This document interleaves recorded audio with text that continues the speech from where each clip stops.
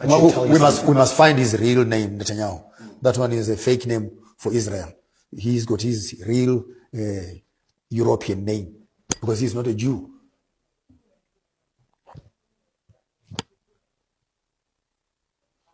You heard me?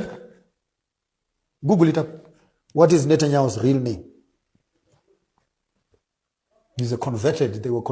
This is Turkish, and in the book, The 13th Tribe by Ford, you'll actually find some of this information readily available.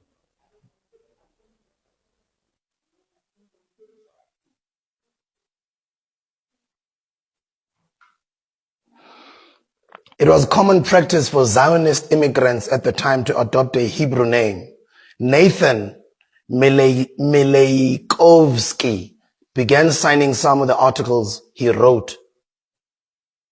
Netanyahu, the Hebrew version of his name, and his son adopted this and his family name.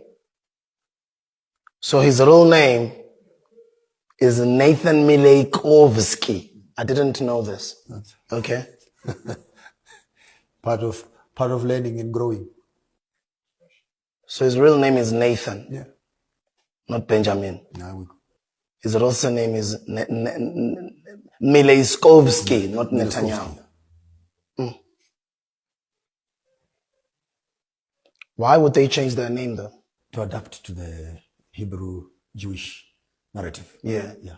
And somebody posted a video of, I think it was in 17 or 1800s, of an old movie of people that lived in Jerusalem at the time. And most of them were black people. You can Google again the Egyptian prime minister who says he's not going to accept Jerusalem as it is right now. Because when the Israelis left here, they were black. Now they came back white. So he's not going to recognize that. So what do you want me to Google? You can Google the Egyptian president who refused to accept the white Jews. So they left here as black. Now they're coming back as white. So when did the Jews become white? Because the Fertile Crescent sits on the Platonic stone of Africa, literally. It's impossible that white people can come out of Israel.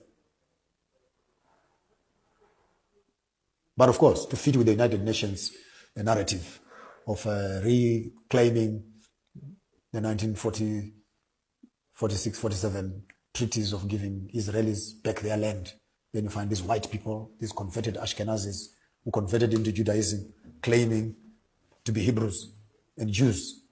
Why would they do that though? It's a religious benefit. It's a religious benefit. Again, it plays into the white supremacy narrative that they are the chosen people.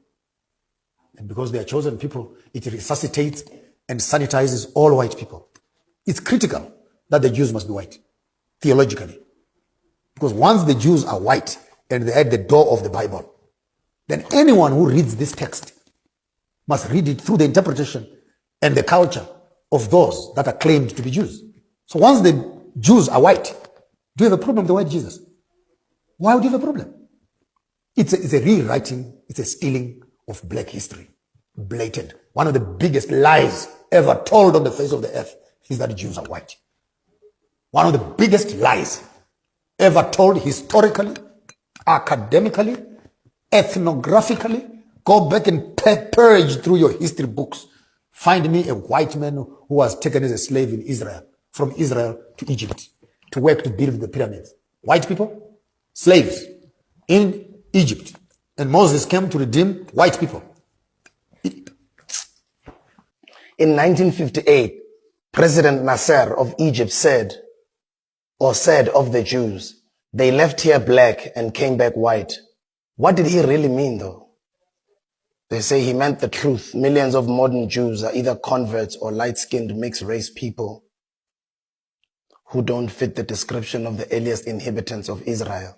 It is two ways. He is saying that when they left Egypt, they left here as blacks. But now he's being told to recognize them in Israel, and they're all white. So how did the transformation happen? That a black nation ended up as a white nation. But this is theological bigotry and mischief, where academic institutions of theology have allowed to whitewash the Bible and whitewash the theology to fit into the colonial narrative. The ancient Middle East was first settled by Hamitic people, including the Kushites. The legendary ruler, Kushite king Nimrod, the Ethiopian, is immortalized in geographic and place names like Nimrod Fortress Castle in Israel. The Hyksos. There was actually a period of the whitening, even research on that also, the whitening of Egypt. Where the whitening of Egypt. The white? Whitening. Whitening, okay. Whitening of Egypt, where actually the Hyksos were defeated, and the light in complexion Arabs started taking all the black Hyksos as slaves and pushed them out of royalty, and now started having them white. Now when you walk around Egypt, it looks like it's a white country, when actually there was a process of the whitening of Egypt and the extermination of the black Hyksos, and hence the removal of the nose of all the statues to not show that the history that was here was of the flat-nosed people rather than the sharp-nosed people who are now claiming history as theirs. The whitening of Egypt is a controversial idea that has been used to claim that ancient Egypt was a white civilization. However, mainstream Western scholars reject the idea. The idea that ancient Egypt was white or black is considered anachronistic by Western scholars. They argue that applying modern racial concepts to ancient Egypt is incorrect. Scholars also reject the idea that ancient Egypt was racially homogeneous. Instead, they believe that skin color varied between people from Lower Egypt, Upper Egypt, and Nubia.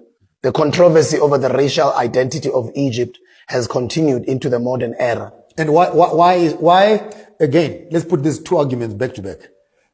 Number one, you have a religious argument, which gives you the white people as Jews. Number two, you have an academic argument, which is now trying to exterminate the black history and make it white. So see what's happening here.